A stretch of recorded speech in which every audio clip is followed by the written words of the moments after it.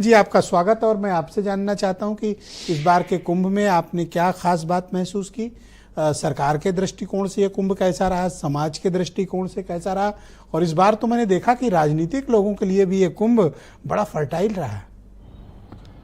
ब्रजेश जी, इस कुंभ को लेकर जो सरकार ने उम्मीद की थी, जो प्रचार किया था, जो पूरे देश में निमंत्रण दिया था, उससे ज़्यादा यानी कि 40 करोड़ का जो अनुमान था उससे ज़्यादा लोग आ गए। और यही इस कुंभ की भव्यता और महत्ता आज इस चर्चा का कारण बनी है। देखिए, जिस देश में आस्थाओं का सैलाब इतना ज़्यादा उमड़ जाए, जहां लोग उम्मीद नहीं कर रहे थे, स्वाभाविक है कि हमारे देश में धर्म के नाम पर, आस्था के नाम पर लोगों को आज भी वो तमाम कष्ट सहने को तैयार हैं। और प्रयाग के कुंभ ने ये बात साबित किया कि भारत की जो सनातन संस्कृति और परंपरा है, उसमें विदेशों में बैठे हुए लोग भी रुचि लेते हैं और यहाँ आकर वो उसको सीखने और जानने की कोशिश करते हैं। कुंभ मेला 14 फरवरी से पहला स्नान शुरू हुआ था और 14 जनवरी से शुरू हुआ और 26 फरवरी को ख़त्म हुआ। 45 दिन का करीब एक मेले का कहा जाए तो जो नहान का मुख्य पर्व और सारे आयोजन रहते हैं, लेकिन इसकी तैयारियां साल भर से शुरू हो जाती हैं। कोई मामूली बात नहीं है इतनी बड़ी व्यवस्था कर पाना। हजारों पुलिसकर्मी लगते हैं, सफाई कर्मी लगते हैं, सड़कें बनानी पड़ती हैं, बिजली की व्यवस्था करनी पड़ती है, बसें लगानी पड़ती हैं, पुल बनाने पड़ते हैं, ट्रैफिक सिस्टम दुरुस्त करना पड़ता है। और सबसे बड़ी बात यह है कि माघ का जो महीना होता है वो ठंड और ठिठुरन का होता है, और कल्पवासी भी आते हैं, वो सब भी प्रशासन को, अफसरों को झेलना पड़ता है।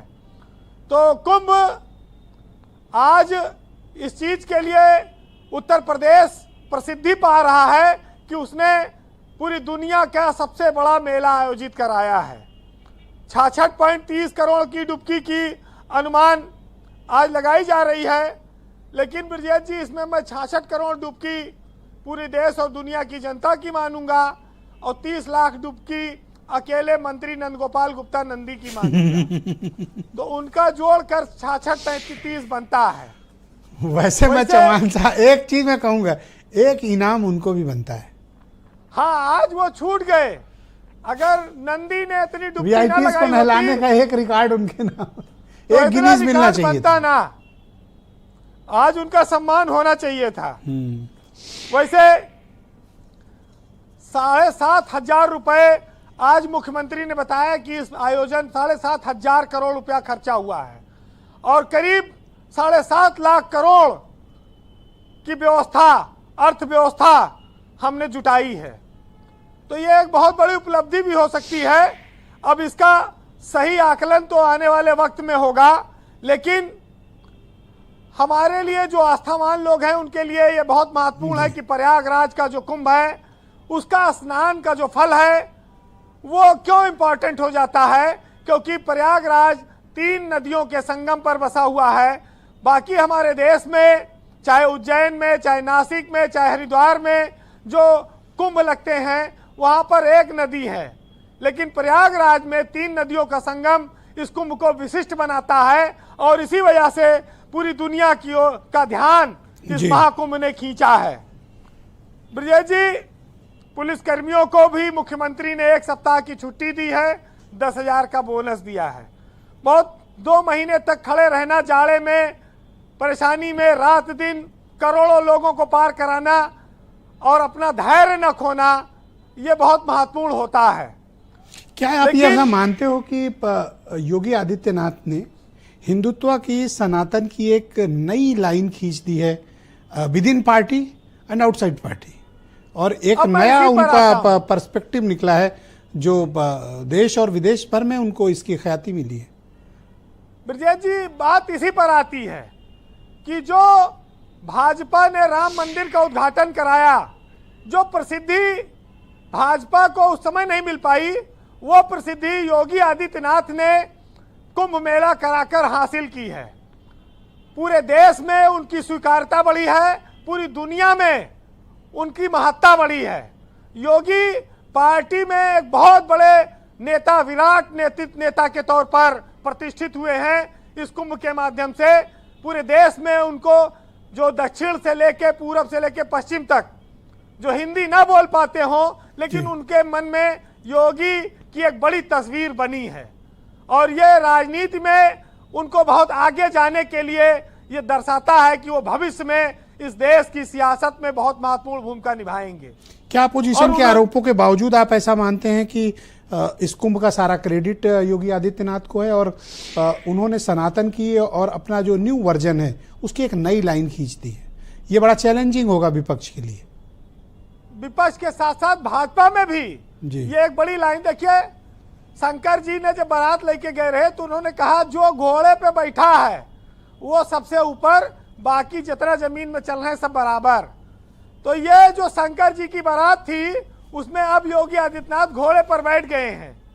तो आज वो इस देश में भाजपा से लेकर, अगर जब सनातन की बात आएगी, हिंदू नेतृत्व की बात आए, हिंदुत्व के नेता की बात आएगी, तो उसमें योगी आदित्यनाथ सबसे ऊपर पहुंच चुके हैं। ये और ऐसा आप कहते हैं कि पार्टी के भीतर भी, विद इन पार्टी भी वो, ब्रजेश जी इसमें कोई शक नहीं, इसको बार बार कहने की जरूरत भी नहीं है कि वो पार्टी के अपन जो नेता हैं वहां पर जब जब भगवा और हिंदुत्व के बात होती है, देखिए पार्टी एक नई लाइन खींच दी है, मतलब एक नया स्टैंडर्ड तय कर दिया है। देखिए पार्टी से बड़ा जनमानस है। लोकतंत्र में जनता की राय और जनता की मांग वो सबसे बड़ी होती है, वो जिसे भी बड़ा मान ले, और परसेप्शन ही लोकतंत्र का आधार रहा है नेताओं के। आपसे 100% सहमत हूं परसेप्शन वाले मसले पर। वीरेंद्र जी कंक्लूड करें प्लीज, थोड़ा वक्त का अभाव। देखिए हम लोग कुंभ पर बात कर रहे हैं, कुंभ के साथ साथ गंगा को, जिसको हम मां बोलते हैं, जिन्हें हम मोक्षदायिनी बोलते हैं, जो सारे पापों का नाश करने वाली हैं। गंगा हमारे इस देश की एक ऐसी सांस्कृतिक नदी है और रेखा है जिनके चारों तरफ ये देश सांस लेता है, जीता है।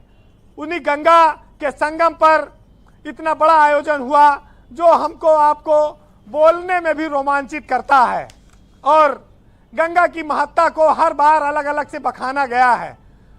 लोग कहते हैं, ब्रजेश जी सवाल उठा प्रदूषण का, कि नदियों के में प्रदूषण है। बहुत बार आता है कि नदियों के किनारे क्रिमिनेशन क्यों होता है, नदियों में प्रवाहित क्यों किए जाते हैं, इससे प्रदूषण फैलता है। लेकिन हिंदू सनातन परंपरा में लोग जानते हैं कि जब हम सौदा करते हैं तो नदी में कोई भी ऐसी चीज नहीं मिल जाती है जो नदी का नुकसान करती हो। चाहे मखाना डालें, चाहे गरी डालें, चाहे फूल डालें, सब नदी को स्वस्थ करते हैं। नदियां ब्रजेश जी क्रिमिनेशन से कभी प्रदूषित नहीं हुई हैं, नदियां करप्शन से प्रदूषित हुई हैं। जब उनमें बड़े बड़े नालों का गंदा पानी डाला जाता है, बड़े बड़े स्लाटर हाउस के मलबे डाले जाते हैं, कचरे डाले जाते हैं, तब नदियां प्रदूषित हुई। जी। फिलहाल आज हम गंगा के लिए, नदी के लिए 4 शब्द कहेंगे, सुनिएगा। उत्तर प्रदेश और लखनऊ के एक बहुत मशहूर शायर थे प्रमोद जी, उनका निधन हो गया। उनकी बहुत प्रासंगिक रचना है, सुनिएगा। कि नदियां धीरे धीरे बहना, नदियां घाट घाट से कहना, मीठी मीठी है तेरी धार, खारा खारा सारा संसार। रास्ते मुश्किल होते हैं फिर भी हासिल होते हैं, और बहते पानी के संग संग प्यासों के भी दिल होते हैं। और बहना बस बहना नदिया, कुछ भी हो सहना नदिया, और सब पे लुटाना अपना प्यार, कहना कहते हैं इसको धार, खारा खारा सारा संसार। देखिए कौन सा ऐसा काम है जो वीरेंद्र जी नहीं कर सकते, डिबेट में गा भी सकते हैं। ये मतलब मुझे लगता है ये बड़ी ऐतिहासिक डिबेट है और इन्हें अप्रिशिएट किया जाना चाहिए कि अपनी बात कहने का और लोगों से जुड़ाव का जो वीरेंद्र जी का अंदाज है वो बिल्कुल निराला है।